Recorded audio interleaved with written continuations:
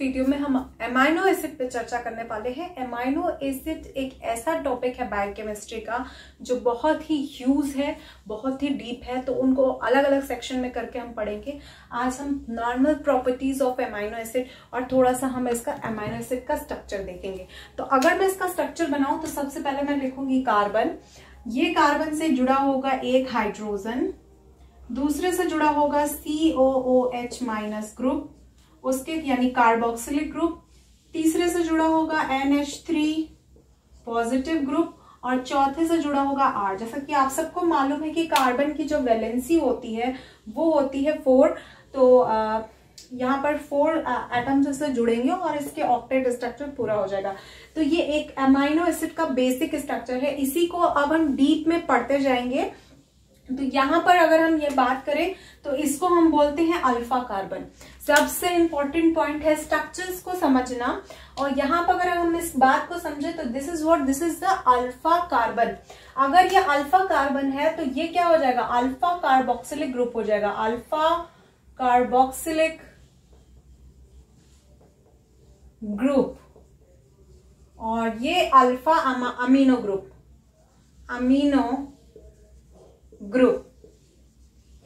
तो जैसे ही हम डीप स्टडी में जाएंगे वैसे ही हम इस चीज को समझेंगे कि जब हम पीएच को चेंज करते हैं, यानी पीएच को चेंज करें या पीआई को चेंज करें, तो कैसे ये डिफर होते हैं और क्या इनके चेंज होने से क्या प्रॉपर्टीज चेंज होती। इसके साथ साथ अगर ये कॉम्पिटिटिव एग्जाम्स की बात करें तो जैसे यूजुअली इसका वेट पूछते हैं तो वो 110 डाल्टन होता है।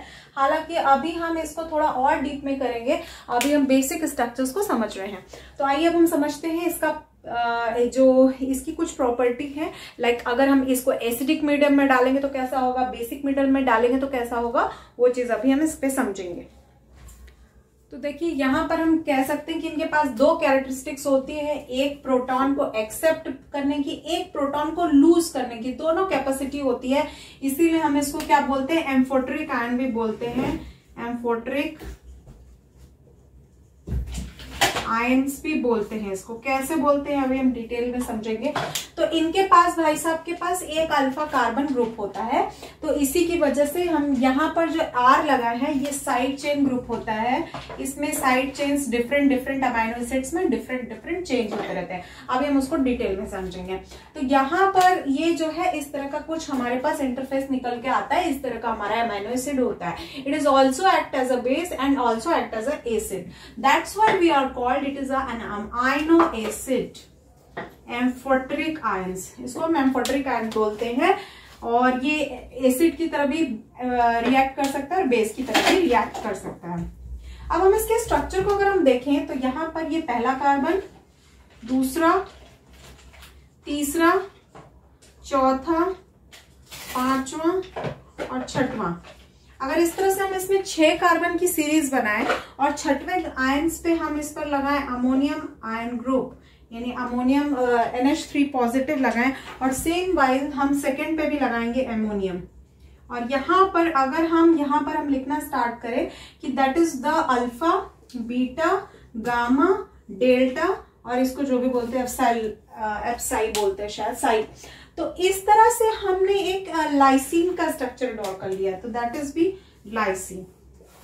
इसमें अगर आप देखेंगे तो लाइसिन में हमारे पास 2 अमाइनो ग्रुप है, और 2 अमाइनो ग्रुप होने की वजह से ही यहाँ पर इसका बिल्कुल सिंपल सा स्ट्रक्चर होता है। आप 6 कार्बन बनाएंगे और 6 कार्बन में से एक को 2 पे हमने अमोनियम आयन जोड़ दिया और ये बन गया हमारा लाइसिन।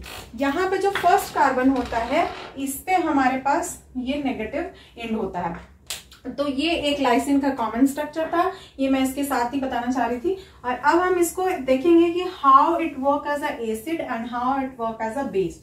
सो हमको मीडियम चेंज करना है, मीडियम हम चेंज करके देखेंगे। तो सबसे पहले अगर हम बात करें यहाँ पर, तो यहाँ पर हम पहले पीएच को हाई करेंगे, यानी पीएच जो होगा वो पीआई से हाई होगा, यानी मीडियम कैसा होगा, बेसिक मीडियम होगा। And when we involve basic medium तो क्या करते हैं, इस बेसिक मीडियम में क्या हाइड्रोजन आयन को लूज करेंगे, मतलब निकालेंगे, लूज करेंगे। तो इसकी वजह से ये प्रोटॉन डोनर बन जाएगा। एमाइनो एसिड क्या बन जाएगा, प्रोटॉन डोनर। अब हम यहाँ पर देखें तो यहाँ पर हमने कार्बन लगाया और हमारा pH अभी ज्यादा हो गया है, तो यहाँ पर COH नेगेटिव ही रहेगा। अमोनियम आयन से यहाँ पर से एक हाइड्रोजन लूज हो जाएगा, और जैसे ही एक हाइड्रोजन लूज होगा तो ये पॉजिटिव चार्ज रिमूव हो जाएगा। और यहाँ पर हम यहाँ पर R लिख सकते हैं, यहाँ पर H लिख सकते हैं, कोई भी साइड ग्रुप होगा।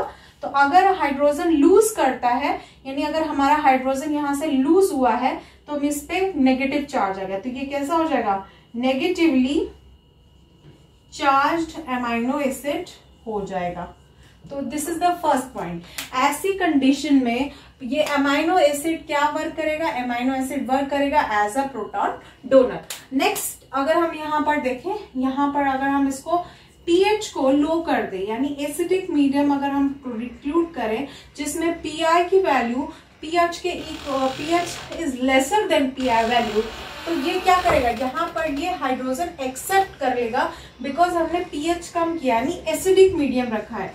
यहाँ पर मीडियम कैसा हो गया, हमारा एसिडिक मीडियम हो गया, सबसे इंपॉर्टेंट बात। और जैसे ही एसिडिक मीडियम होगा, यानी मीडियम्स हमारे सराउंडिंग में क्या प्रेजेंट हो जाएगा, H प्लस प्रेजेंट होगा। ये H प्लस कौन अट्रैक्ट करेगा, पॉजिटिवली चार्ज तो अट्रैक्ट नहीं करेगा, नेगेटिवली चार्ज अट्रैक्ट करेगा। तो इसकी वजह से हमारे पास जो ये H है वो यहाँ पे आके अटैच हो जाएगा, यहाँ पे NH3 पॉजिटिव हो जाएगा, यहाँ पे H और यहाँ पे R हो जाएगा। तो continuously we can say that this is proton acceptor, और यू कैन से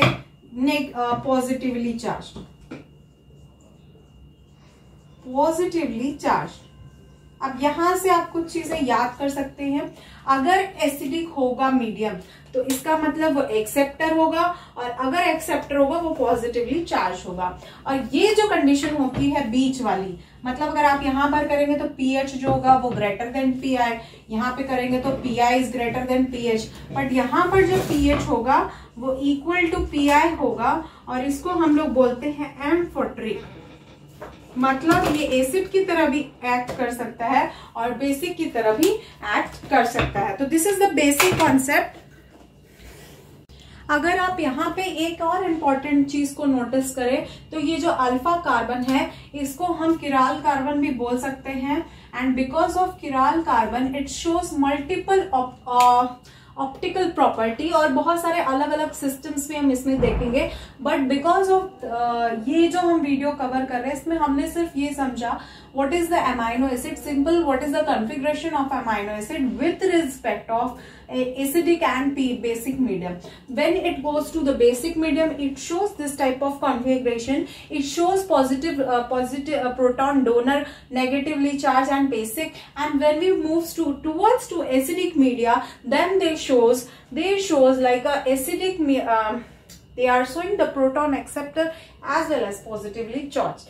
So this is the mechanism how we understand, easily to understand what is the methodology of proton accepting or proton donating. So this is the concept of the amino acid. It is act as a base or acid. So that's it for this video. On the next video we discuss about detail in amino acid.